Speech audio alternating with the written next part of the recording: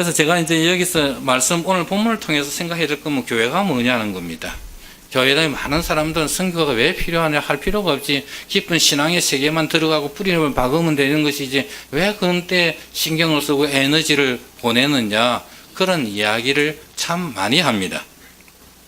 그런데 주님은 복음을 전하라고 이야기하는데 나는 복음 전하는 게 중요한 게 아니고 내가 하나님의 제자로서 깊이 들어가는 것이 필요하다, 이 우선순위를 강조하는 분들도 참 많습니다. 그러나 성경은 어떤 이야기를 하냐면 나무가 뿌리가 깊게 들어가기 위해서 뭐가 필요하냐 하는 이야기를 하는 거죠. 나무가 깊이 뿌리 박기 위해서는 그 영양분을 찾기 위해 땅속에 깊이 들어가려면, 그 나무가 건강하게 살려면 나무의 가지가 넓게 펴야 한다고 이야기를 합니다. 나무의 가지가 넓게 펴야 태양의 빛을 받고 거기서 에너지를 받고 거기서 건강한 나무로서 생존하고 성장할 수 있다고 이야기를 하는 겁니다. 나무가 건강하기 위해서는 햇빛이 필요합니다. 깊이 들어가는 것, 햇빛이 없으면 죽게 되어 있습니다. 넓게 퍼져 있다고 해서 깊이 들어가지 않으면 또 죽게 됩니다. 뿌리가 깊이 들어갈수록 가지들은 더욱 넓게 뻗어나갑니다. 오늘 이 사도행전 본문을 통해서 초기 기독교 운동이 발생한 시점으로 돌아가서 교회가 어떤 의미를 갖고 추구했는가 하는 것을 오늘 본문을 통해서 우리는 볼 수가 있습니다. 오늘 베드로와 요한이 체포해서 감옥에 구금되었습니다. 종교 지도자들이 즉각적인 제재를 하기를 원합니다. 그때 모인 그 심판하는 사람들의 이름 중에서 대제사장 안나스와 가야바가 있습니다. 무슨 근세와 누구의 이름으로 이 일을 행하느냐고 제자들을 불러서 신문을 합니다. 왜 안전뱅이 사건을 너희들이 일으켰느냐 하는 이야기를 합니다. 이 안나스와 가야바는 어떤 인물입니까? 바로 2달 전에, 60일 전에 예수님을 신문하고 죽이는 일을 주도했던 인물입니다.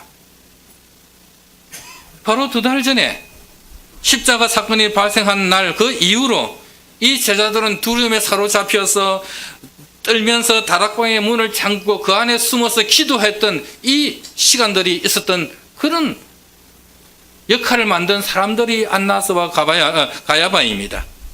그 두려움을 되살리는 그 장소로 이 2사람이 제자들을 불러내서 신문을 하는 장면이 오늘의 사건입니다. 무슨 근세와 누구의 이 이름으로 이 일을 행하였느냐? 베드로가 2달 전에는 이 질문을 받았을 때 이런 대답을 했어요. 나는 저 사람을 전혀 알지 못합니다. 3번이나 부인을 했지 않습니까? 이 2달 후에는 지금 어떤 대답을 해야 됩니까? 10절에 이런 이야기를 합니다. 너희와 모든 이스라엘 백성들은 알라. 너희가 십자가에 못 박고 하나님이 죽은 자 가운데 살리신 나사렛 예수 그리스도의 이름으로 이 사람이 건강하게 되어 너희 앞에 섰느니라. 다른 이로서는 구원을 받을 수 없나니 천하 사람 중에 구원을 받을 만한 다른 이름을 우리에게 주신 일이 없다고 선포를 했습니다. 오늘 이 본문에 보면 베드로는 2달 전에 비한 연약하고 도망치던 그 모습에서 완전히 다른 사람으로서 가야바와 그런 안나스 앞에 당당하게 서 있는 모습을 볼 수 있습니다. 이 2달에 어떤 일이 발생했습니까? 공의회는 체포된 베드로와 요한의 문제를 비밀리에 다루어서 처리하려고 합니다. 발생한 그 치유한 사건을 부정할 수는 없지만 이 사람들이 이런 일을 계속하지 않도록 침묵시켜야 되겠다, 이런 생각을 갖고 더 이상 예수의 이름으로 말하지 말고 더 이상 가르치지 말라고 금지 명령을 내립니다. 그때 베드로는 단호하게 말을 합니다. 하나님 앞에서 너의 말을 듣는 것이 하나님의 말씀을 듣는 것보다 옳은가 판단하라. 우리가 보고 들은 것을 말하지 아니할 수 없다고 이야기를 합니다. 그 말은 우리는 그리스도의 제자인 우리는 침묵할 수 없다는 이야기를 합니다. 오늘 많은 학교와 사회가 그리스도에 대해서 이야기하는 것을 침묵하기를 요구합니다. 너가 가진 종교를 이야기하지, 공적인 사회에서, 공적인 자리에서 이야기하지 말라고 이야기를 합니다. 그러나 이 베드로와 요한은 아무 일도 없었던 것처럼 그렇게 조용히 있을 수는 없다 이 선포합니다. 오늘 절실한 도움이 필요했던 이 사람에게 예수 그리스도의 일에 대해서 침묵할 수가 없다. 우리는 이 소식을 전할 것이고 더 많은 사람들에게 나아갈 것이라고 하는 단호함을 이 두 제자는 2달 전에 그렇게 참혹하게 죽음의 자리로 이끌었던 이 사람들에게 이야기를 당당하게 하고 있는 겁니다.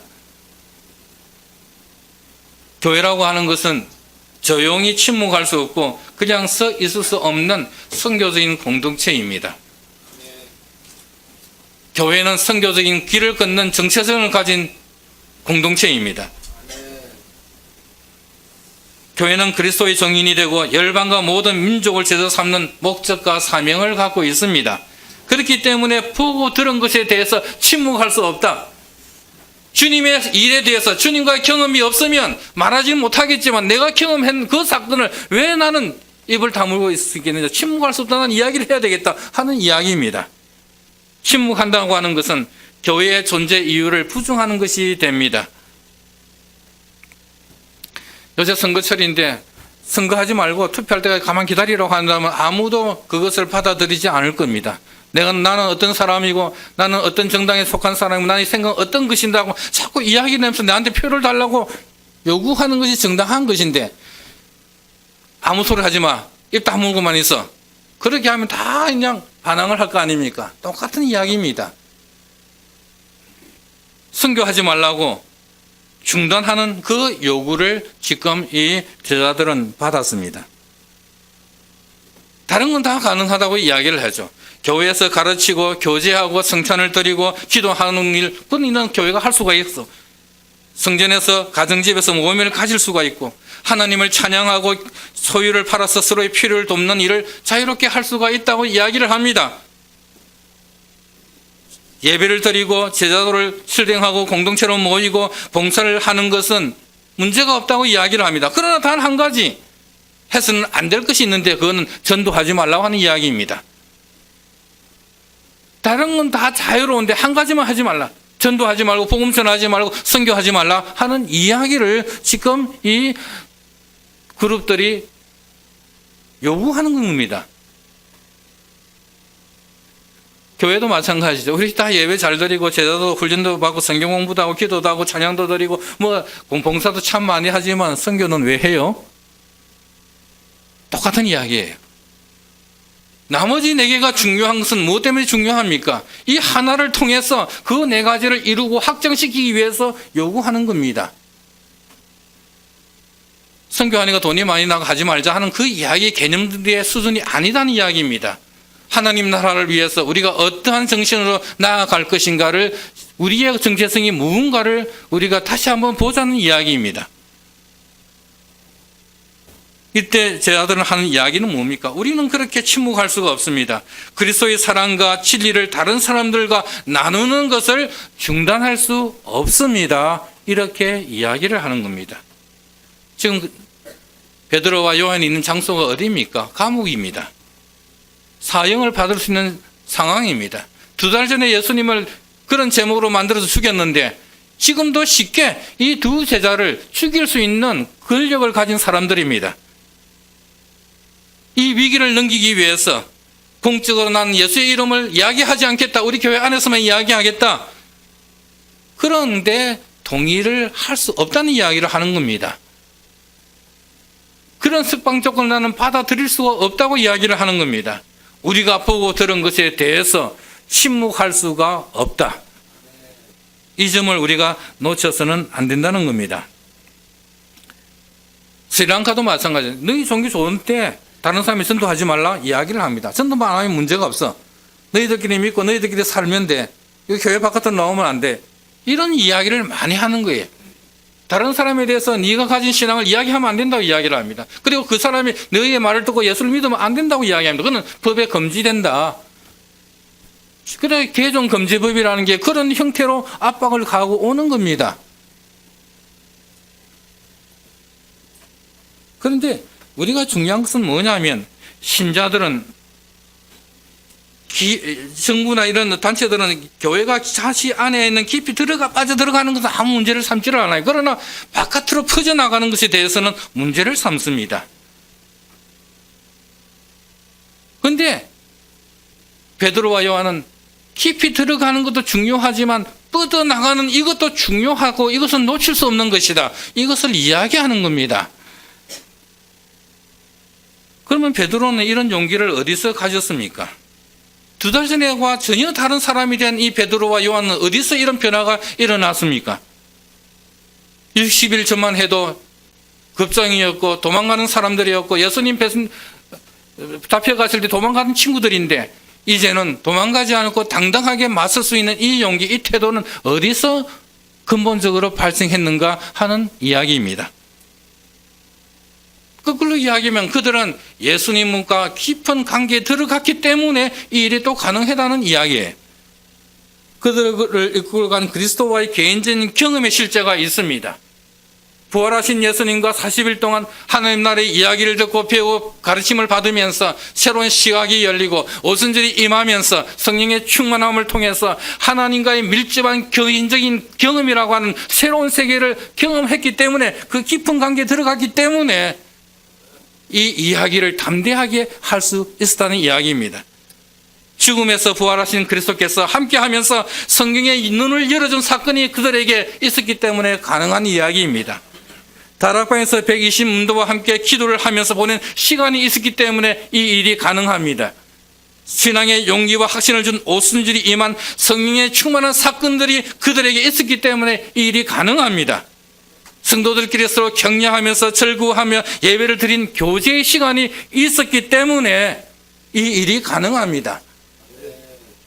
그러나 그것이 전부가 아니라는 이야기죠. 보고 듣고 배운 것을 나누라고 이야기하는 그 자리, 그것이 바로 선교의 자리이고 정인의 자리이고 그것이 하나님 나라가 확대되고 확장되어지는 출발점이 된다. 교회는 그 일을 해야 된다고 하는 그 중요한 도전을 오늘 이 사건을 통해서 하나님께서는 우리에게 이야기를 합니다. 정말 초대 교회는 깊은 관계로 주님과 함께 들어갔습니다. 그 경험은 너무나 실제적이고 만족스러운 것이어서 그리스도에 대해서 다른 사람에 대해서 말하지 않을 수 없다고 하는 그 자리까지 이끌어내었다고 하는 이야기입니다. 많은 평신도들이, 많은 신자들이 예루살렘 박해에 왔을 때 다 흩어졌습니다. 그러나 흩어진 그 사람들이 왜 흩어지게 만드셨느냐고 하나님께 원망하는 것이 아니라 흩어진 그 자리에서 내가 받은 그 예수 그리스도의 그 놀라움을 나누는 정인으로 만들었고 그들을 통해서 안디옥 교회가 세워지고 복음이 온 세상에 전파되는 중요한 역할을 그들을 통해서 주님은 하셨습니다. 오늘 이 교회를 통해서 우리 어떤 목회자와 우리 성도님들을 통해서 내가 있는 자리에서 내가 경험했던 그 예수 그리스도를 이야기하는 그 순간 하나님의 놀라운 확장의 시간, 선교의 시간들이, 선교의 사건들이 발생하는 겁니다. 불평과 불만이 아니고 하나님의 나라의 일에 대한 나의 개인적 경험, 이것이 하나님이 어떻게 풀어가실지 나는 알지 못하지만 한 가지 확신할 수 있는 것은 복음은 생명을 우리에게 허락해 주고 나는 그것을 경험했다고 하는 이 사건이 하나님의 나라가 살아있고 역사하다고 하는 것을 우리에게 증명해 주는 겁니다. 그 사람들은 알았습니다. 종교 지도자들은 이 베드로와 요한이 이전에 예수와 있던 줄도 알았다고 13절에 이야기를 합니다. 만일 우리가 그리스도를 다른 사람에게 나누어야 될 필요성을 느끼지 못한다면 우리는 깊이 그리스도와 함께하는 자리에 들어갈 수가 없습니다.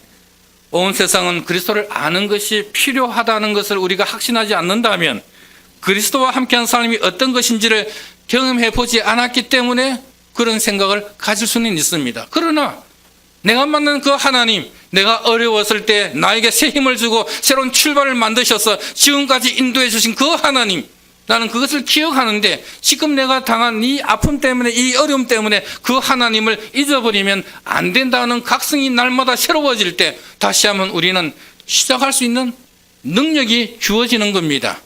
베드로는 그런 경험을 한 겁니다. 뿌리가 깊이 내려가 양분을 발견할수록 가지도 더욱 넓게 펴져나가고 열매를 맺습니다. 그것은 동시에 발생하는 사건이라는 겁니다. 깊이만 들어가 있는 것이 아니고 넓이도 같이 나가야 한다는 이야기입니다. 나무는 수년 동안 그 뿌리에만 집중하고 그 뿌리만 집중되어지면 그 다음에 몇 년 동안 가지만 넓히겠다 하면 그건 당연히 죽게 되어 있는 겁니다. 나무는 두 방향으로 동시에 성장을 해야 합니다. 깊고 넓게. 이것이 교회가 성장하는 방식입니다. 교회가 박해를 받고 신자들이 희생을 당하고 선교사들이 추방되는 일은 오늘도 발생을 합니다. 세상의 정부들은 기독교 신앙이 퍼져나가는 것을 어찌하든지 막으려고 모든 애를 씁니다. 추방을 시키기도 하고 어떤 제재를 가하기도 하고 온갖 모양으로 기독교 신앙이 전파되는 것을 방해하려고 합니다. 교회가 조용하게 너희들끼리 예배만 드리고 성장을 중단한다면 우리는 그냥 내버려 둘게. 그런데 이런 그들의 그 제안이 교회를 위한, 그리스도를 위한 대안이 될 수가 없다는 이야기를 하는 겁니다. 오늘 무슬림이 많은 이집트에 가보세요. 예배 드리는 거 허용해 줍니다. 예배와 기도와 성경 공부도 하는 교회들이 있어요. 술을 돌리고 자녀를 믿음으로 양육하는 거 자유롭게 너희들 할 수 있다고 이야기를 합니다. 그러나 개종시키는 일을 하지 마라. 복음 전도하는 일을 하지 마라. 다른 사람에게 너희들의 신앙을 나누지 말라. 이거는 금지된 것이다. 그렇게 많이 이야기를 하는 겁니다. 교회에서 예배를 드리고 설교를 듣고 또 교친교를 하는 것은 문제없다고 이야기를 하지만 복음 전도를 강조하고 그것을 위해서 헌신하는 것은 다른 종교를 도전하는 일이기 때문에 허용할 수 없다는 식으로 하면서 교회가 하나님의 생명을 나누는 일을 하지 못하도록 족쇄를 치우는 그런 일들을 많이 하고 있다는 겁니다. 그러나 중요한 건 뭐냐면 내가 보고 들은 하나님을 나는 침묵할 수 없다는 것이 신자들의 자기의 정체성이라고 하는 거예요. 신앙을 말하는 것이 어떤 사람들에게는 굉장히 어리석고 정치적으로 잘못된 것처럼 보이지만 또 그것이 나에게 두려움을 갖다 주지만 그러나 내가 만난 하나님을 내가 어떻게 회피할 수 있겠는가 하는 이 질문이 우리에게는 개인적으로 다 찾아오는 겁니다. 우리 자신이 불편을 느끼고 바쁘기 때문에 그 필요 가운데 있는 사람에게 나아가서 하나님의 희망의 메시지를 전하는 일을 어떻게 우리는 금할 수 있느냐 하는 거죠. 새로운 사람들에게 복음을 전하는 일은 중단하고 이미 여기에 있는 그리스도인들에게만 집중하자고 제안한다면 어떻게 그 제안을 우리가 하나님의 뜻이라고 받아들일 수 있겠느냐 하는 겁니다. 초대는 교회는 이런 질문에 부닥쳤을 때 3,000명이면 충분해. 우리 교회 신자 3,000명이면 충분해. 왜 깊이 들어가는 데만 초점을 맞추지 않느냐? 왜 더 나아가느냐고 그렇게 이야기를 하지를 않았습니다. 3,000명이면 충분해. 더 이상 나가지 말고 깊이만 들어가자. 그 깊이가 들어가서 다 흩어지게 하나님은 만드시는 겁니다. 오늘 우리가 이 말씀을 통해서 생각해야 될 부분, 초대 교회가 박해 가운데서 침묵하지 않고 가만히 있지 않았다면 세상에 있는 신자들도 그 제한적인 환경 가운데서 가만히 있거나 그냥 서 있기만 하지 않았다면 어떻게 깊고 넓게 퍼지는 선교 공동체와 주님의 교회가 온 세상 가운데 세워질 수가 있었겠는가 하는 이야기입니다. 유럽의 교회는 죽어가고 있고 아프리카의 교회는 성장하고 있고 아시아의 교회도 성장하고 있고 남미의 교회도 성장하고 있습니다. 예전에는 유럽이 다 기독교 나라라고 했지만 지금은 유럽은 기독교 나라가 아니지 않습니까? 3%도 안 되는 그런 기독교인이 있는 나라들입니다. 그러나 옛날에 그렇게 우리가 생각하지 못했던 지역에 하나님은 역사하셔서 거기에 더 많은 그리스도인들이 있게 하시고 교회를 성장시키고 활동하게 하고 도전을 주는 이 놀라운 일들을 주님은 지금도 하고 계신다고 하는 겁니다. 교회의 역사는 복음을 위해서 생명의 위협을 무릅쓴 그 결과로 교회가 성장한 것을 목격을 했습니다. 그 일에 선교사를 보낸 교회와 그런 일을 통해서 일을 했던 선교사와 그런 단체들이 역사에는 여전히 기록되어 있고 그런 일들이 일어나고 있습니다. 잘 아는 이야기로 마무리를 합니다. 저더선이 선교사로 갔을 때 아내가 필요했습니다. 그래서 공고를 했어요. 나와 결혼해 주십시오. 나와 함께 아시아의 정글로 가서 거기서 그리스도를 위해서 함께 죽읍시다. 이게 결혼 신부 구하는 공고문이었어요. 근데 이게 누가 여기에 동의를 하겠어요? 요새 하려면 그러면 이혼자 가라고 하죠. 아파트가 있어야 되고 차도 있어야 되고 생활에 보장이 돼야 되고 이런 조건을 내거를 또 올까 말까 한데 이 젊은 청년 저도서는 나는 지금 아시아의 정글로 가서 그리스도를 위해서 죽으려고 한다. 나와 함께 같이 갈 사람이 아내가 없느냐 이렇게 결혼 공고문을 낸 거예요. 그리고 1813년에 이 저도선이 버마에 들어가서 처음 설교를 했을 때가 6년이 지난 후에 할 수가 있었습니다. 그리고 7년 후에 처음으로 결신자 한 사람을 얻을 수가 있었습니다. 요새는 7년 동안 뭐 했으라고 이야기할지 모르겠어요. 다른 사람 가면 1년 만에 교회당도 많이 짓고 선교도 많다는데 또 뭐 했느냐고 성경서도 보고 이렇게 책임을 물을지는 모르겠으나 이 이야기가 7년 만에 한 사람의 신자를 얻을 수가 있었습니다. 그리고 버마 성경을 20년 만에 번역을 했습니다. 거기에서 교리문다서, 문법책, 그 다음에 영어 사전을 만들기도 했습니다. 그리고 중요한 건 자기 살아 생전에 2번 아내를 잃었습니다. 그리고 6 아이를 땅에 묻었습니다. 그리고 자기와 결혼했던 가족들은 계속해서 질병에 괴로움을 겪으면서 또 영국과 버마가 전쟁이 일어났을 때 스파이로 의심을 받아서 2년간 감옥에 갇혔습니다. 그 2년간 감옥에서 쇠사슬에 묶여 있으면서 열기와 오물을 견디며 시간을 보내었습니다. 그가 37년 동안 선교 사역을 하면서 미국에 있는 자기 집에는 단 한 번만 갔다 왔습니다. 요새는 자주 가잖아요. 너무 자주 와서 오지 말라 하는데 그때는 한 번 간다는 게 1년의 여행이고 1년의 그 기간을 보내는 그런 시대였습니다. 거기서 1850년에 그가 세상을 떠날 때 63개의 교회와 7,000명의 세례를 받은 버마인과 카렌족이 있습니다. 지금 버마에는 미얀마에는 300만 명 이상의 그리스도인이 있습니다. 누구 때문에 이런 일들이 발생합니까? 이 저도선이라는 한 청년의 그 헌신을 통해서 그를 이어온 많은 교회들의 보낸 선교사들을 통해서 교회의 헌신을 통해서 이런 일들이 일어났다고 하는 겁니다. 열매 맺기 위해서 죽어야 합니다 하는 그 죽음은 순교는 되지는 않지만 순교만큼 중요한 헌신입니다. 타문화권 선교사인 진짜 그것이 죽음이 됩니다. 가족과 친척과 헤어져야 되고 안락함과 편안함에서 벗어나야 합니다. 성공의 사다리를 오르고 싶은 그 유혹을 버려야 됩니다. 초라한 성김의 사에게 하는 그것에서 만족을 느껴야 합니다. 개인적인 야망을 죽여야 합니다. 자신이 물려받은 고기의 문화를 높이지 않고 내가 사는 현지의 문화를 존중하고 그것을 받으면서 그것과 동일시해야 되는 그 노력이 필요합니다. 이런 일들을 하는 걸 통해서 나는 좋은 나라에서 왔다는 그 자존심을 내어놓고 그들과 함께 살아야 되는 그 죽음, 자기의 그 포기라는 것이 거기에 있는 겁니다. 그래서 바울은 그런 이야기를 합니다. 사망은 우리 안에 역사하고 생명은 너희 안에 역사하느니라.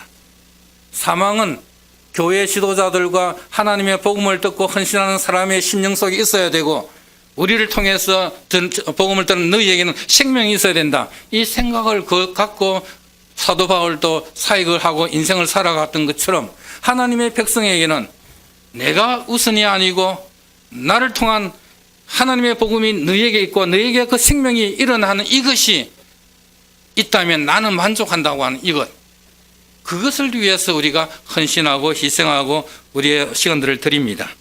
박해와 고난에도 불구하고 구원의 역사가 일어나는 것은 그 이방인을 살리기 위해서 신실하게 복음을 선포하고 고난받는 신자들이 있었기 때문에 가능합니다.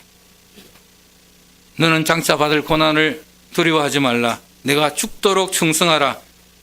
내가 생명의 멸류관을 그리하면 내게 주리라. 하나님의 약속입니다. 내게 사는 것이 그리스도이니 죽는 것도 유익하니라. 만일 육신으로 사는 이것이 내 일의 열매이는데 무엇을 택하여야 될지 나는 알지 못하노라. 그러나 그 둘 사이에서 내가 끼어 있지만 내 삶은 그 안에 있지만 그리스도와 함께 있는 이것이 가장 좋은 것이다. 그것을 위해서 나는 살기도 하고 죽을 것이다. 이런 태도를 사도 바울은 항상 가졌습니다. 그리스도와 함께 한다는 것이 그에게는 생명이었습니다. 그리스도와 함께 사는 길이 그에게는 행복의 길이었습니다. 죽는 것이 그리스도를 얻는 것이라면 그것이 더 나은 길이라고 그는 생각을 했던 겁니다.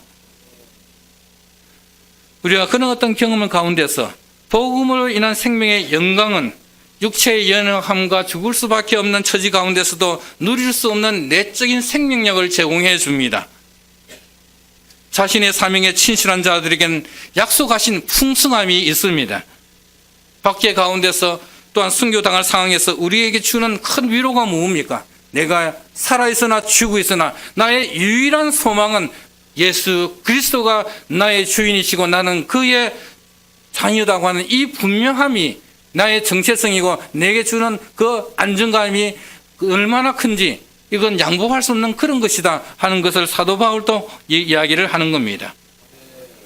그리스도 안에서 죽는 자가 사는 겁니다. 죄에 대해서 죽고 그리스도를 따름으로써 죽고 타 문화권 선교를 통해서 자기의 가지고 있던 야망을 죽여버리고 박해와 순교를 경험하며 안전에 대해서 죽고 궁극적인 운명을 준비하기 위해서 이 세상에 대해서 죽는 길을 택하고 그리스도 안에서 사는 길을 택하는 이 결단, 교회는 그런 것을 위해서 부름받은 자들이고 그것을 증명하는 공동체이고 그것을 증명하는 삶을 통해서 교회의 찬란함과 위대함과 영광이 그리스도로 말미암아 온다고 하는 것을 보여줄 수 있는 그 공동체가 우리가 모여있는 이 자리라고 하는 겁니다. 초대교회 그리스도인은 죽은 자 가운데서 살아난 자들이다. 그것을 증거하고 있습니다. 하나님께서 오늘 귀한 이 교회를 통해서 복음은 깊고 넓게 퍼져나가야 되고 깊은 데만 머물지 말고 넓게 퍼져가는 일에도 우리의 장막을 펼쳐나가며 복음을 전하는 일에도 우리가 헌신해야 되는 것을 우리가 다시 한번 발견을 하는 겁니다. 주님께서 내게 보여주고 보고 들은 것을 나는 침묵할 수 없다고 하는 이 정신, 하나님의 복음에 선포하는 일에는 양보함이 없는 결단이 교회의 성도들에게는 분명한 정신으로 살아 있어야 한다는 겁니다. 하나님께서 이와 같은 귀한 축복을 오늘 귀한 교회에게 주시기를 주님의 이름으로 축복합니다. 기도하십시다.